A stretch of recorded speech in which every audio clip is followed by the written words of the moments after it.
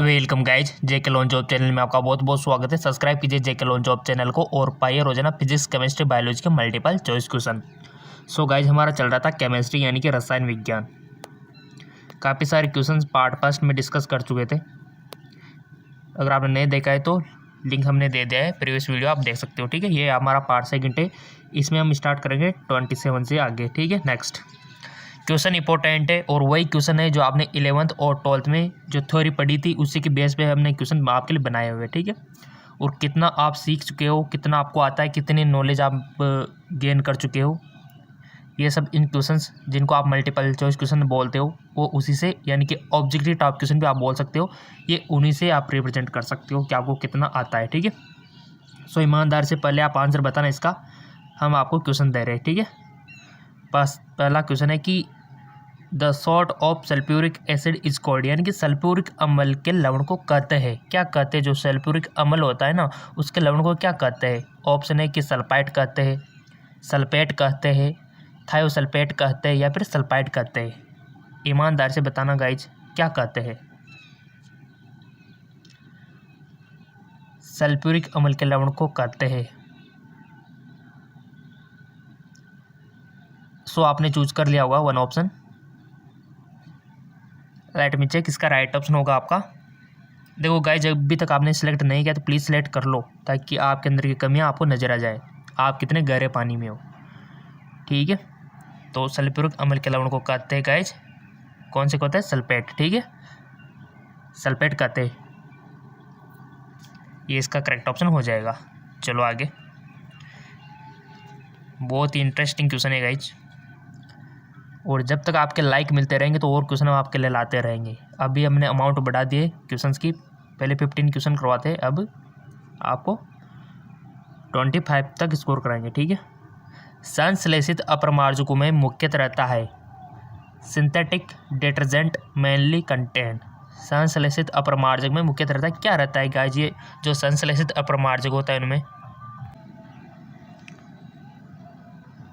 संश्लेषित अपरमार्जक में मुख्यतः क्या रहता है गाइज? आपने पढ़ा होगा ना तो इजीली आ जाएगा। सो गाइज, वो रहता है आपका, पहले आपने चूज कर लिया होगा। ठीक है, इसका राइट ऑप्शन हो जाएगा ऑप्शन 4, ROSO2Na। अगला क्वेश्चन, निम्नलिखित में से उपधातु है the metalloid among the flowing, कौन सी उपधातु गाइज? आर्सेनिक, सोडियम, स्वर्ण, लोहा। गाइज, एक होती है धातु और एक होती है उपधातु, नहीं, एक होती है धातु, एक होती है अधातु और एक होती है उपधातु। ठीक है, ये तीन चीज़ें होती है। धातु आप सब जानते हो, अधातु भी जानते हो, उपधातु आपको बतानी है जिसमें दोनों के गुण होते हैं। इसका राइट ऑप्शन हो जाएगा आपका आर्सेनिक, ये एक उपधातु है। चलो आगे, अगला क्वेश्चन, इसको थोड़ा सा एडजस्ट कर लेते हैं।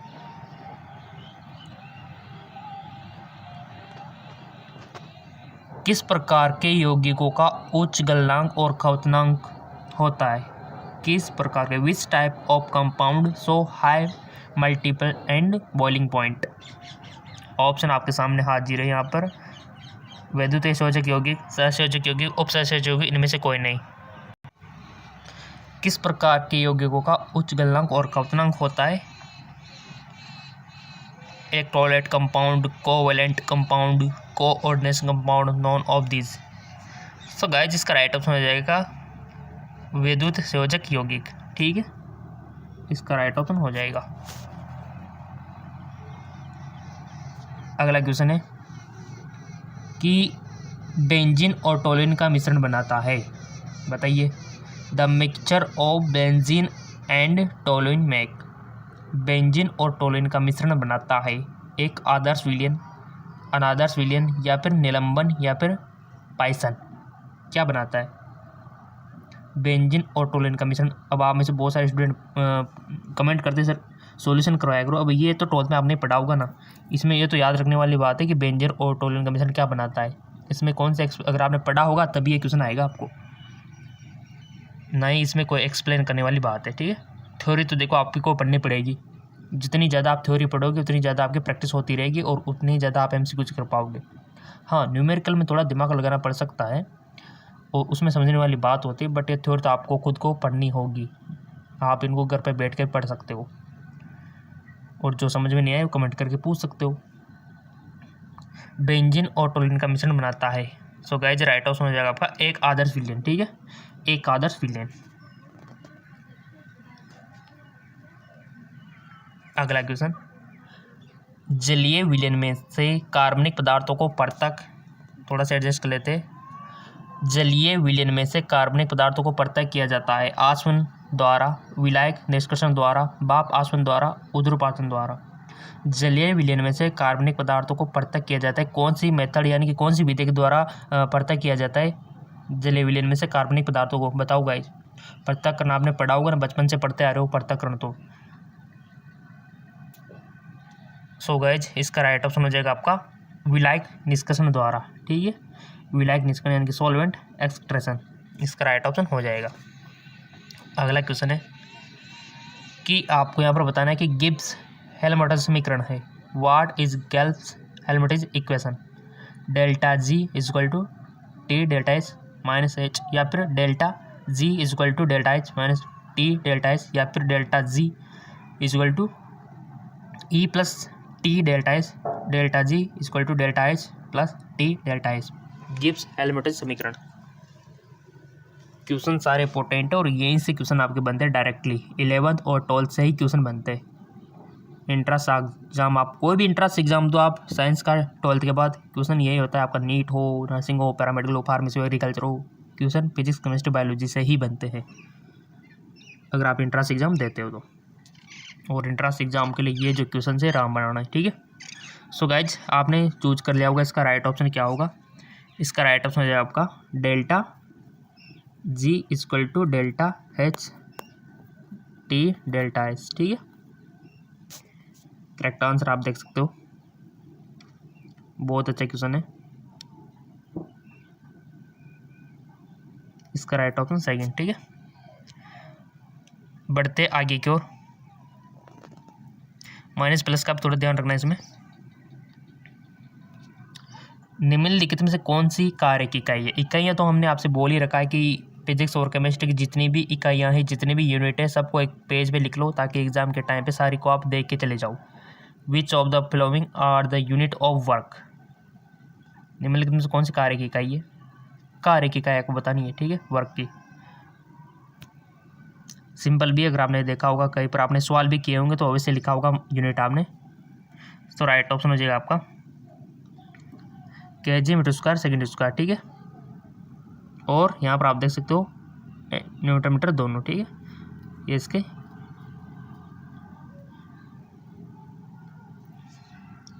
ऑप्शन 4। चलते आगे को। प्रदंडन में किस धातु का शोधन करते हैं? Which metal is purify by boiling? ठीक है, जिंक, पेरस, कॉपर, अर्जिडियम सब क्या यहाँ पर दिया हुआ है। किस धातु का शोधन करते हैं? देखो, धातु का शोधन ऐसे का आपको याद रखना है। आपका जो चैप्टर है ना रसायन विज्ञान में, धातुओं का शोधन, वहाँ से काफ़ी सारे क्वेश्चन बनते हैं। कौन सी विधि के द्वारा किसका शोधन किया जाता है, क्योंकि विधियों के भी नाम है। सो यहाँ पर आपसे पूछा गया है which metal is purify by poling, तो राइट ऑप्शन हो जाएगा आपका कॉपर। ठीक है, कॉपर इसका राइट ऑप्शन हो जाएगा। बढ़ते आगे को। अगला क्वेश्चन है, यदि प्रक्रिया स्थिर ताप और दाब पर कराई जाए तो a process is taking place constant temperature and pressure, then क्या होगा? डेल्टा एच का मान आपको यहाँ पर सही बताना है गाइस। क्या होगा डेल्टा एच? डेल्टा ई होगा, टी डेल्टा एस होगा, ज़ीरो होगा, डेल्टा एस जीरो होगा। बताइए क्या होगा यदि प्रक्रिया स्थिर ताप और दाब पर कराई जाए तो? ईमानदार से बताना, बहुत अच्छा क्वेश्चन है। और अब तक तो आपने कवर कर लिया होगी, 11th 12th सब पढ़ चुके हुए, एग्ज़ाम हो चुके हैं, तो नॉलेज काफ़ी हो गया होगी आपको इसके बारे में। तभी तो ये क्वेश्चन हम आपके लिए दे रहे हैं। प्रैक्टिस के साथ साथ आपको कुछ सीखने को मिल रहा है। आप खुद का टेस्ट भी यहाँ से कर सकते हो कि कितने क्वेश्चन आपके सही जाते हैं, कितने क्वेश्चन गलत जाते हैं। सोच लिया होगा आपने 1 क्वेश्चन। लेट में चेक, इसका राइट ऑप्शन होगा delta H equal to T delta H. ठीक है, ऑप्शन 2 करेक्ट हो जाएगा। निम्नलिखित में से कौन से समूह में केवल इलेक्ट्रॉन स्नेही किए? Which of the following group contain only electrophiles? देखो, आप में से बहुत सारे स्टूडेंट कमेंट करते सर इसको पूरा समझाया करो, एक्सप्लेन किया करो। अगर गाइज इसको समझाए तो देखो वीडियो आधा 1 घंटे तक भी जा सकता है। अगर आप तैयार हो आधा 1 घंटे तक का वीडियो देखने के लिए तो हम समझा देंगे, कोई दिक्कत वाली बात नहीं है, क्योंकि समझाने में टाइम लगता है काफ़ी सारा। तो समझा देंगे, ऐसी कोई बात नहीं है। बट वीडियो फिर आप मत कहना कि 45 मिनट का हो गया है, 60 मिनट का हो गया है, ठीक है, क्योंकि इतना ही लंबा जाएगा अगर इसको समझाएंगे तो, क्योंकि क्वेश्चन ज़्यादा ले रहे हैं ना अपन, इसलिए। तो कमेंट कर देना, बना देंगे, कोई दिक्कत वाली बात नहीं है कि हम एक्सप्लेन के साथ समझना चाहते हैं या फिर ऐसे ही सही है, या फिर जैसे हम समझ रहे हैं अभी क्वेश्चन कर रहे हैं अपन, या फिर ऐसे होना चाहिए, आप बता सकते हो, ठीक है। निम्नलिखित में से कौन से समूह में केवल इलेक्ट्रॉन स्नेही की है? 4 ऑप्शन आपके सामने है, चूज करो। अभी भी और भी क्वेश्चन हमको करने हैं।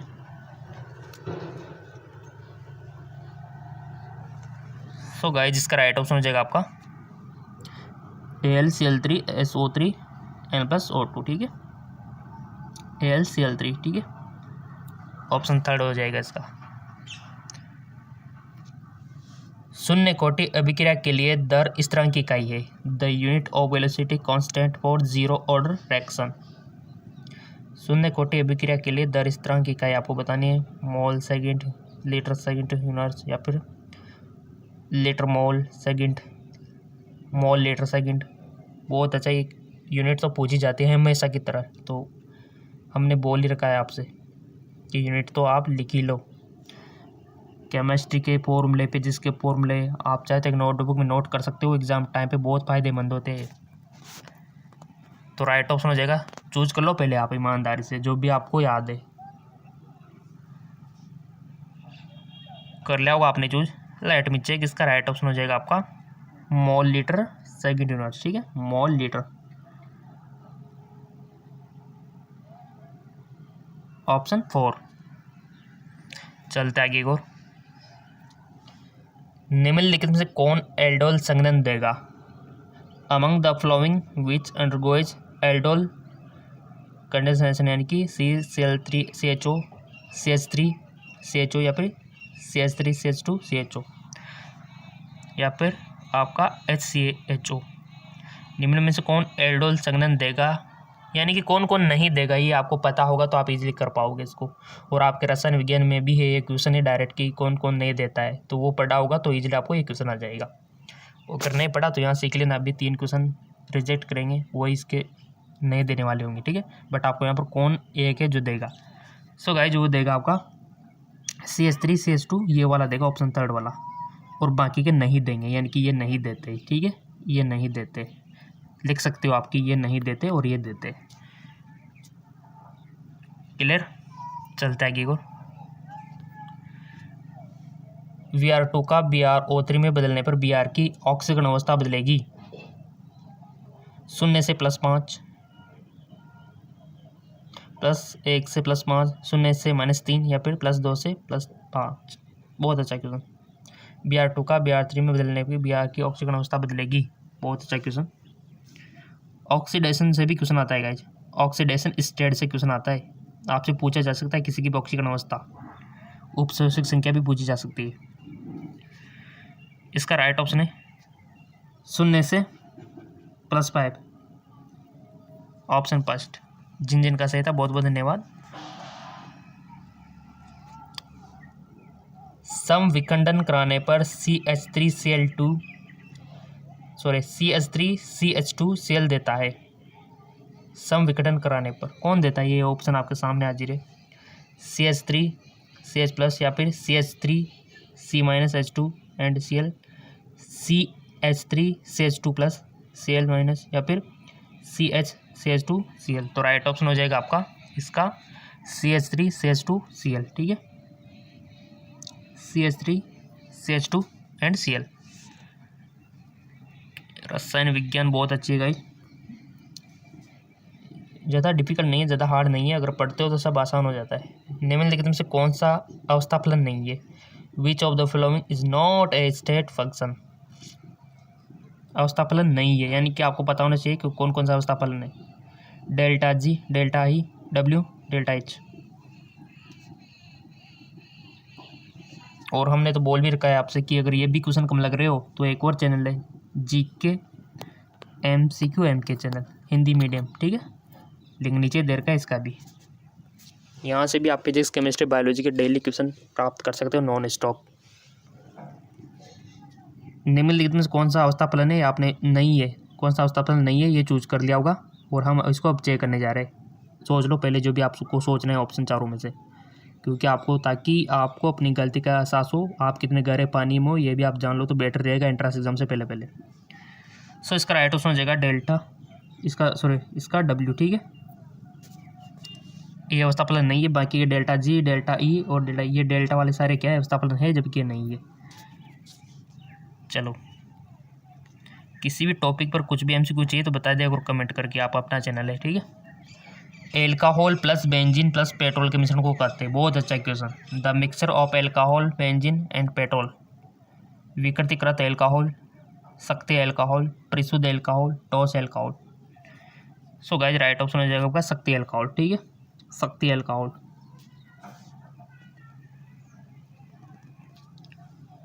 वह सक्रिय प्रजाति जो बेंजीन के क्लोरीकरण के लिए उत्तरदायक है,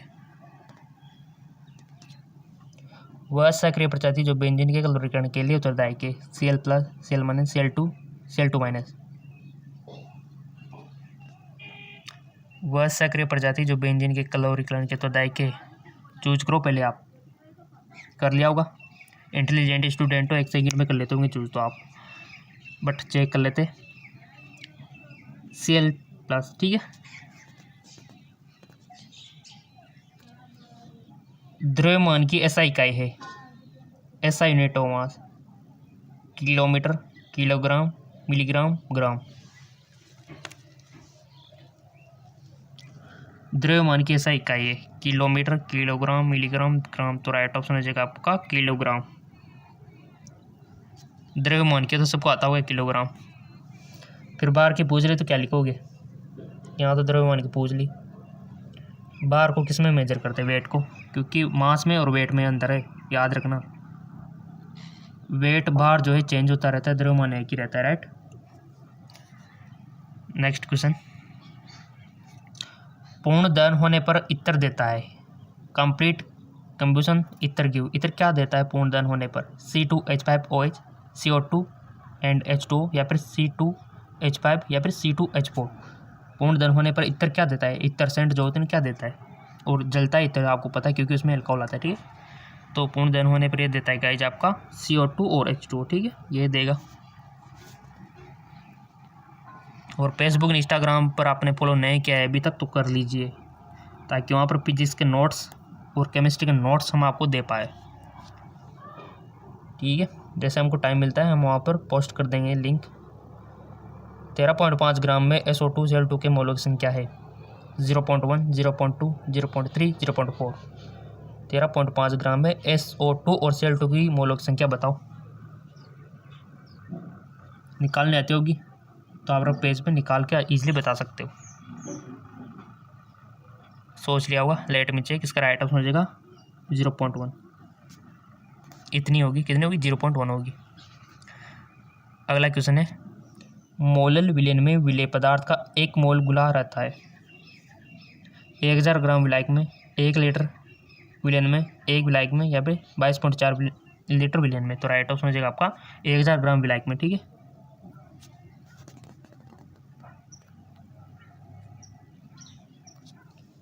जीरो डिग्री सेंटीग्रेड टेम्परेचर पर और साधारण दाब H2O अभिक्रिया के लिए होगा। 0 डिग्री सेंटीग्रेड ताप पर और साधारण दाब पर H2O अभिक्रिया के लिए होगा। सो गाइस जो होगा आपका delta H equal to T delta H, ठीक है। राइट ऑप्शन हो जाएगा आपका 3rd। अगला क्वेश्चन है कि निम्नलिखित में से कौन सा O3 का यानी ऑक्सीकृत नहीं होगा। Which of the following will not be oxidised by O3।